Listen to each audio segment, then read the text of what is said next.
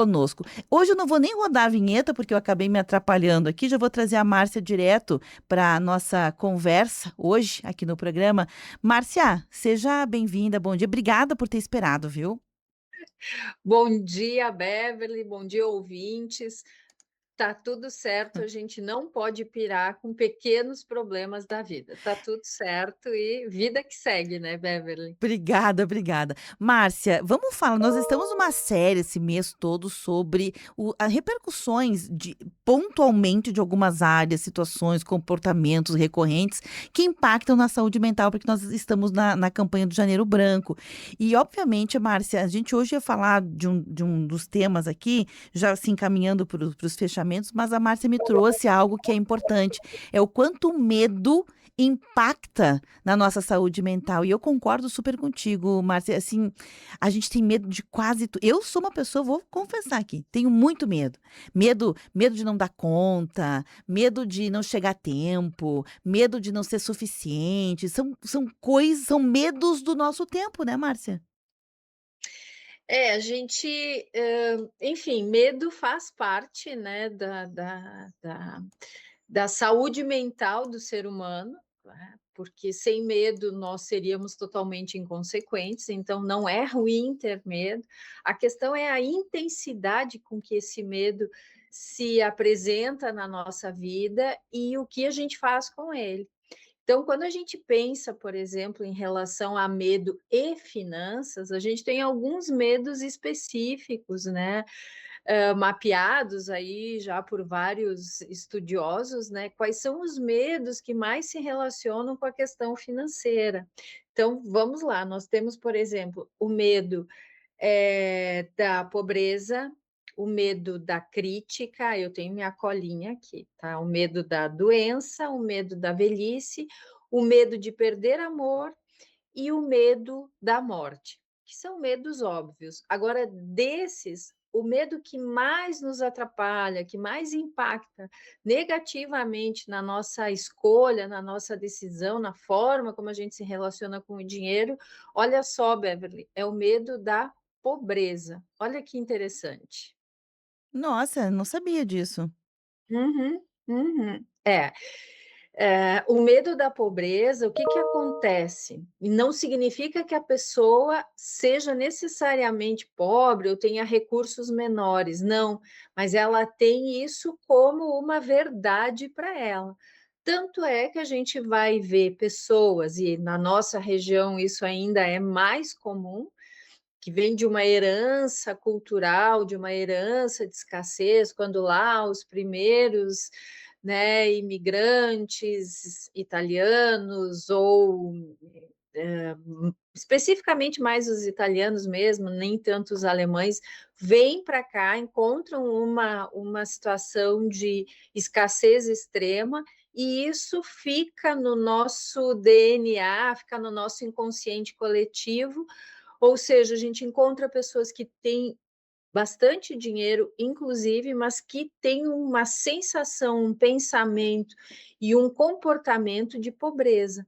Então, esse medo da pobreza, ele é o pior deles relacionado ao dinheiro, para quem não tem dinheiro e mesmo para quem tem dinheiro. Então, olhar para isso é bastante importante, porque o comportamento das pessoas vai ser pautado por esse medo, né? Se eu acredito que atrás da porta lá tem um leão, eu não vou sair.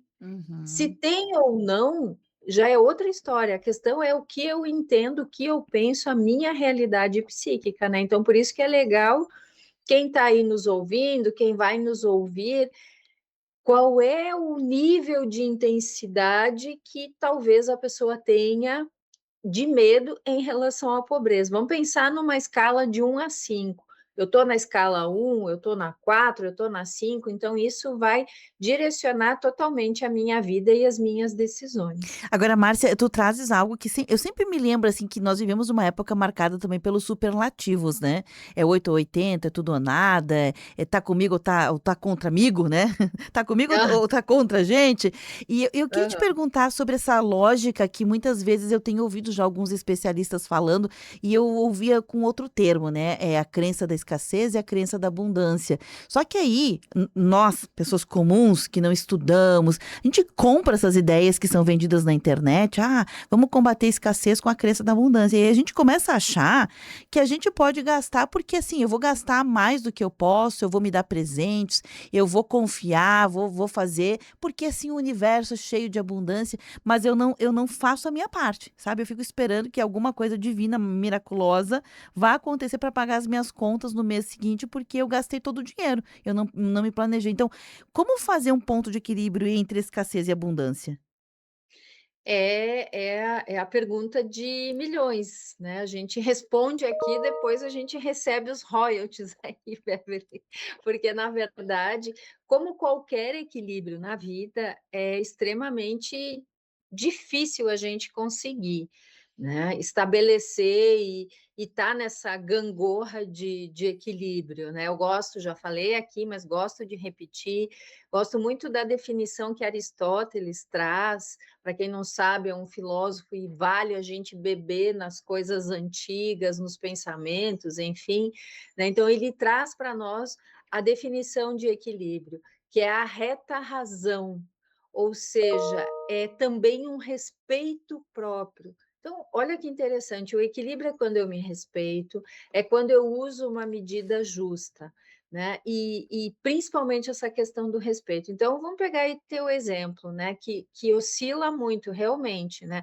Ah, eu não vou ser escasso, eu não vou ter medo da pobreza, então eu não vou deixar de comprar um carro. Tá, mas você tem dinheiro para comprar o carro, fazer a manutenção, pagar o seguro, tá preparado para algum imprevisto? Não, não me planejei. Bom, então isso não é pensamento de abundância, isso é irresponsabilidade. Por quê? Porque por mais que eu vá buscar uma lógica de abundância, né, e eu preciso combater esse medo da pobreza, mas eu não posso ser inconsequente, eu não posso ficar contando com, né, um milagre, não, né? Cada um tem que fazer a sua parte, que foi o que tu falou aí. Então, esse equilíbrio, ele parte do quê? Primeiro, eu tenho medo da pobreza, legal, então deixa eu dar um nome para isso, tenho medo da pobreza. Depois, o que que eu faço?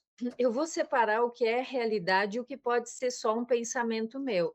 Então, eu tenho dinheiro ou eu não tenho dinheiro? Eu vou separar a realidade da minha emoção.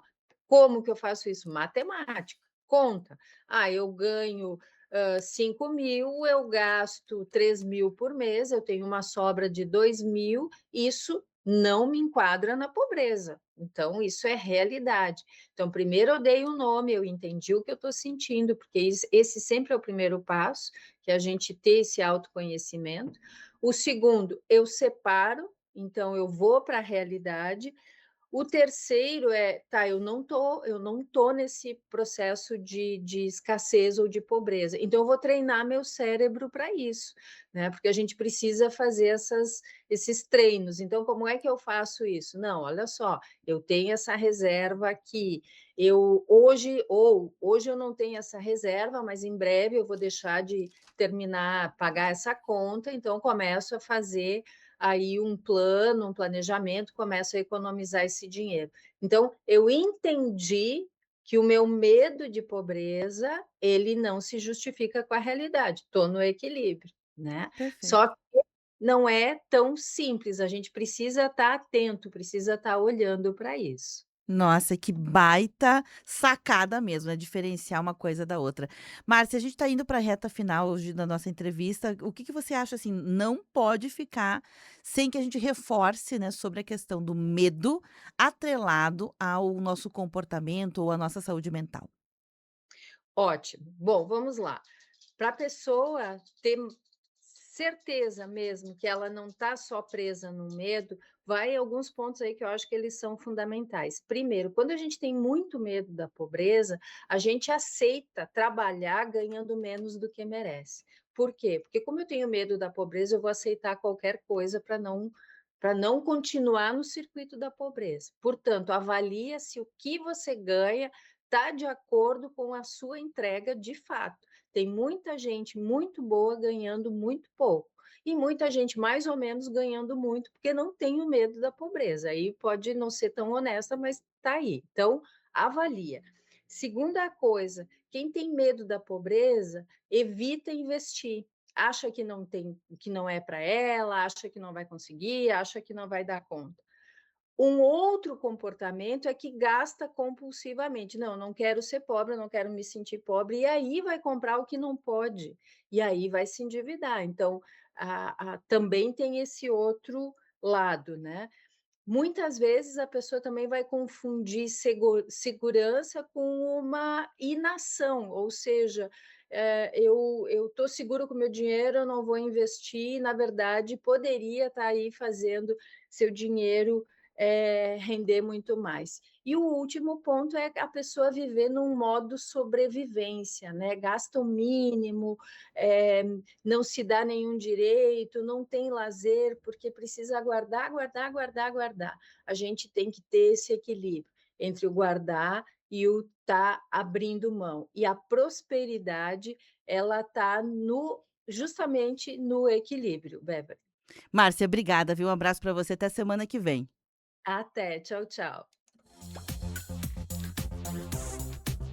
Não pira! Versão para o rádio. Comportamento, educação financeira, dicas de bem viver e estilo de vida. Com a consultora, psicanalista e palestrante Márcia Tolotti.